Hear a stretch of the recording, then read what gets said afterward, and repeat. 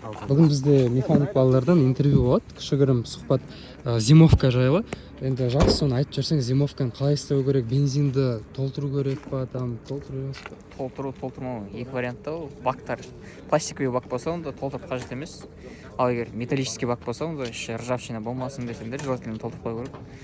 И толтырғаннан кейін желательно нормальный моторларың нормальный болса, енді китайский мопедқа не канает, там көктем келген кезде бензиндарын желательно ауыстырыңдар, бірақ желательно ауыстырмай қоюға да болады тоже.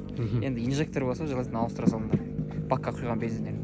Ал егер неме болса, пластиковый бак болса, оны пустой хранить ете беріңдер, потом үстіне новый бензин құясыңдар да дальше жүре бересіңдер.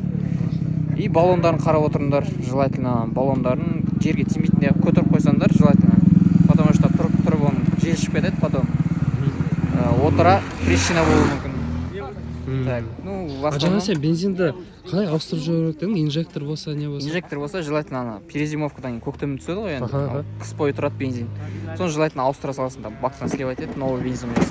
А егер пластиковый болса, онда пустой бакпен хранить ете бересің. Мопедтерде әртүрлі, пластиковый да бар да, металлический. Китайскийлерде қандай? Китайскийдің көбінде сол металлический ғой. Лично менде 3 мопед болды, үшеуінде де пластиковый бак. Сол себепті оған не обязательно. В основном япошкаларда, получается? В основном, бірақ может жаңа мопедтерде болып қалар. Понял. Егер де металлический болса, онда бензинді толтыру керек. Пластиковый болса, онда 50-50 болса, да? Не обязательно, толтырсаң да болады, толтырмасаң да болады. Неше мотор майы жайы, мысалы, толтырып қою керек па, 750 метр, или полностью бәрін төгіп жіберу керек па?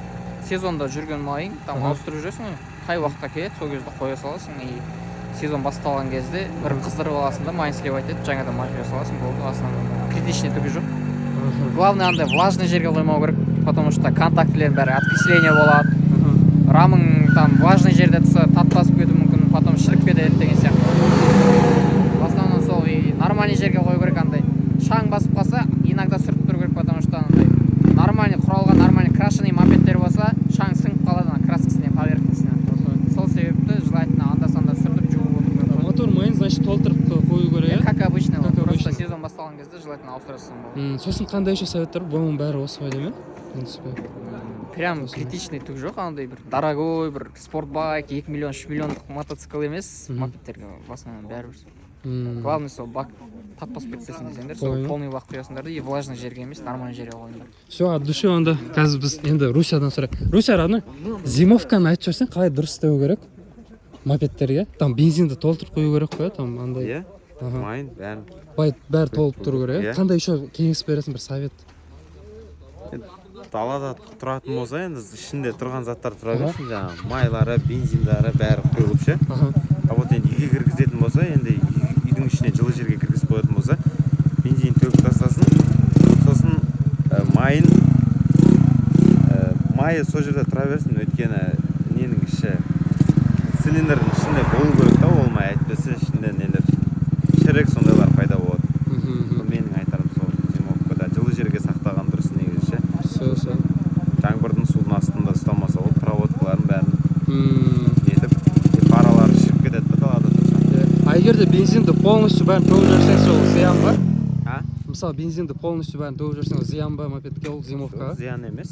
В принципе, можно либо полный, либо до конца бәрін төгіп жүріп, иә? Төгіп түсіп, болмаса, бағын алып кіргізіп қойса болды да, өйткені шірейді да ол суықтан енді. Бақты о жақта спокойно алуға болады, китайский мысалы мопедтерде, иә? 4 болттары болады, соның бәрі 4-өн шешеді да. 10-шы немен головка. И просто жылы жерге апарып қоясың, иә? И далада тұрса да, главное бір жерде тұрмаса дұрыс та. Жел шығып кетеді, дөңгелектердің жел шығып кетеді, нетіп кетеді, суықтан трещина беріп жүреді, покрышкалары бәрі ше. Сол жылы жерге ұстаған дұрыс негізі бәрібір де, либо поддонның үстіне қойып қойсын, жерге қоймасын. Все, от души. По-моему, болды ғой деймін, осымен зимовка. Все, от души тоже. В общем, гараждар болады, ана зимовкаға алатын, сояққа қойыңдар. Или солармен келіспе? Договорын как положено составлять етіп, полный сояққа қойсыңдар. Все, понял, от души ғой. Бізде Русия моточинканың главный механигі. Мишаның сходкасында сол. То есть сходка емес, жарысында. Салам, родной. Қайсыңдар? Жақсы.